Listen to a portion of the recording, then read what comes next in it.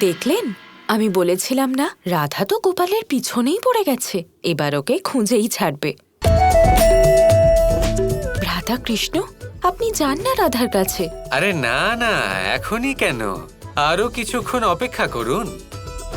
এবার কিন্তু আপনি কষ্ট দিচ্ছেন শ্রী রাধাকে। তা না তো কি, এটাই তো আমার কাজ। এবার রাধা যখন কৃষ্ণকে খুঁজছে তখন ওকে খুঁজতে দিন। কৃষ্ণকে না, গোপালকে খুঁজছে। একই ব্যাপার। এক ব্যাপার নয়। গোপাল তো হলো কৃষ্ণের এক রূপ, আর কৃষ্ণ ও তো পূর্ণ। রাধা পূর্ণকে ছেড়ে শুধু এক রূপ, এক অংশকে ভালোবাসতে শুরু করেছে। অংশ থেকেই ব্রহ্মাণ্ডের এই যাত্রা শুরু হয় বোন।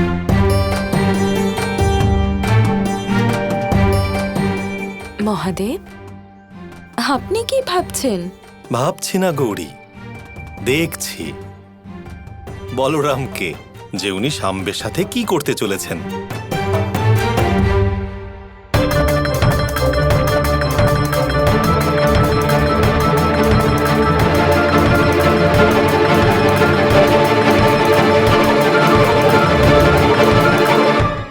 শাম্বি,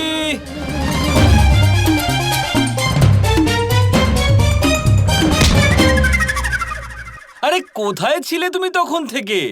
আমি কত করে খুঁজছিলাম তোমাকে। আর কি কালা হয়ে গেছো নাকি? কখন থেকে ডাকছি তোমাকে, তুমি শুনতে পাচ্ছ না? শাম্বি শাম্বি বলে ডাকছি তোমাকে। আপনি কি আমাকে চেনেন? আরে শাম্বি, আমি জেঠু হই, তোমার জেঠু।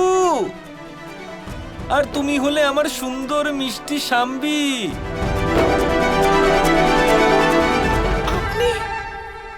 আপনি আমার তাতশ্রী হন, তাহলে আমি আপনাকে চিনতে কেন পারছি না?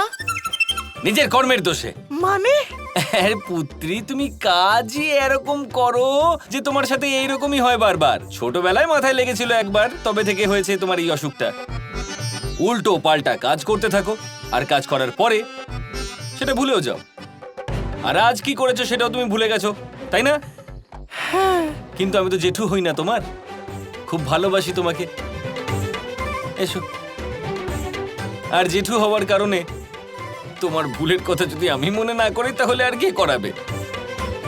আমি বলছি তোমাকে। হ্যাঁ, ঠিক আছে ঠিক আছে, বলো তো আজকে কি আছে? কি আছে আজ? আরে আজ তোমার স্বয়ম্বর আছে।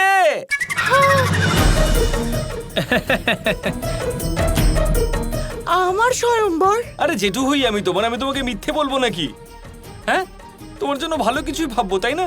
মিথ্যে বলবো? আমি মিথ্যে বলবো না। চলে এসো, এসো। সাম্বের স্বয়ম্বর? রাধা বলরাম এটা কি করছেন?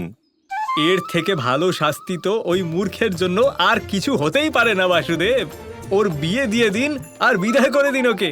হ্যাঁ, মনে হচ্ছে দাদাও মনে মনে এটাই চাইছেন। শোনো শোনো শোনো শোনো সকল বন্ধুগণ, শোনো, সকলে মন দিয়ে শোনো। এই হলো আমার একমাত্র সুন্দরী ভাইজি শাম্বি, আর আমি হলাম ওর জেঠু। আর আজ ওর স্বয়ম্বর আয়োজন করছি, আজ এই মুহূর্তেই। তাহলে বলো, কে কে করবে এই সুন্দরীকে বিবাহ? আমি। বাহ, অদ্ভুত! এখানে তো অনেক পুরুষ উপস্থিত হয়েছে তোমার জন্য, সবাই খুব পছন্দ করে দেখছি।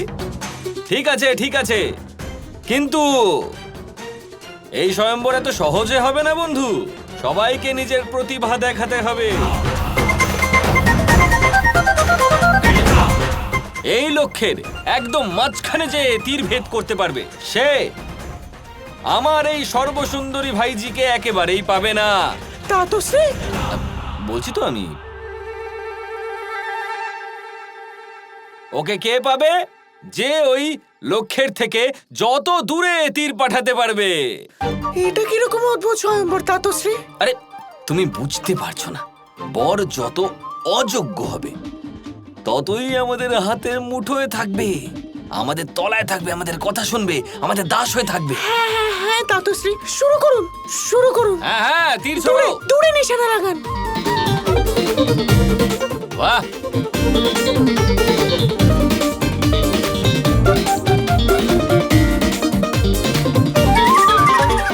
এটা কি নিশানা আমার উপর লাগাচ্ছেন? আমাকে মেরে ফেললে বিয়ে কাকে করবেন? যান।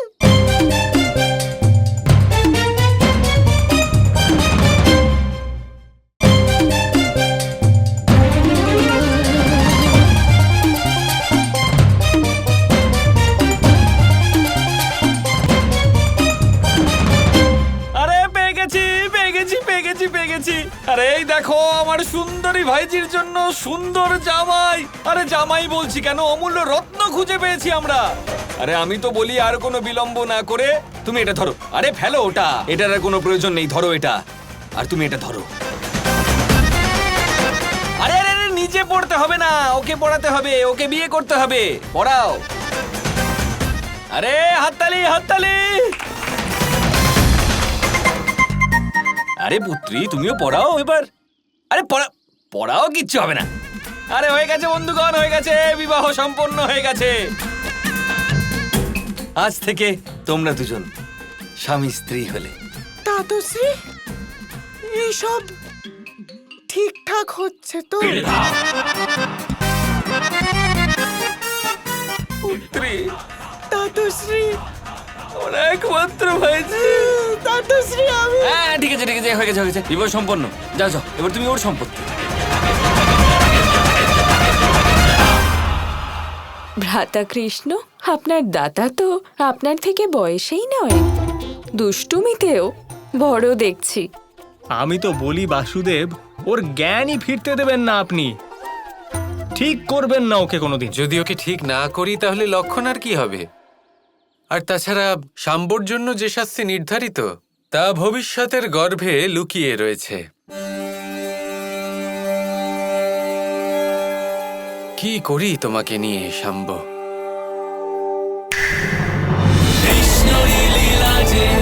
কৃষ্ণের মহিমা যে, কৃষ্ণের গৌরব ধর্ম সার যে, কোনে কোনে কায়া যে, কৃষ্ণেরই মায়া যে, জনম উদ্ধারের অবতার সে।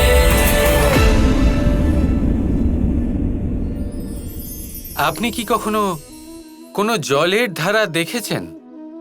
তার সামনে যতই মাটি থাকুক না কেন, যতই কাদা থাকুক না কেন, যখন এই জলের ধারা বইতে আরম্ভ করে দেয় তখন এই কাদাকে নিজেই ধুয়ে নিয়ে যায়।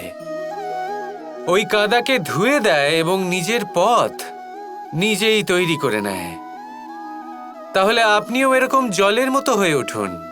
যদি হয়ে উঠতে পারেন তাহলে নিজের মনের, নিজের ভাবনার, নিজের জীবনের যত অনাবশ্যক তত্ত্ব আছে, অনুপযোগী অংশ রয়েছে, অর্থাৎ অপরিষ্কার অংশ রয়েছে, তা নিজে থেকেই নির্মল হয়ে উঠবে।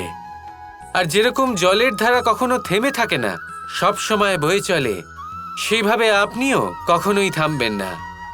সবসময় বয়ে চলুন, এগোতে থাকুন। পথে যদি অনেক বিপদ আসে, সমস্যা আসে, থামবেন না, তার উপর নিরন্তর প্রহার করুন, নিরন্তর প্রয়াস করুন আর অগ্রসর হন। আপনি ভেবে দেখুন, এই জলের ধারা কখনো থেমে থাকে না, সবসময় বয়ে চলে, বিপদের সম্মুখীন হয়ে তাকে সাথে বয়ে নিয়ে চলে। সেই জন্য জলের ধারা, প্রবাহমান এই ধারা, এর থেকে কখনো দুর্গন্ধ আসে না, এতে কখনো ময়লা জমতে পারে না, বরং পালিত হয় সুন্দর প্রাণবন্ত জীবজন্তু, যেমন সুন্দর ছোট মাছ। তাই আপনিও এটাই করুন, কখনো থামবেন না, শুধু চলতে থাকুন, জলের ধারার মতো বইতে থাকুন। আপনি আপনার লক্ষ্য অবশ্যই খুঁজে পাবেন, আর তার সাথে নিজের অন্তরের যে মালিন্য রয়েছে তা আপনি নিজেই নিজের থেকে দূরে করে দেবেন। তাহলে আসুন আর আমার সাথে ভালোবেসে বলুন, রাধা রাধা।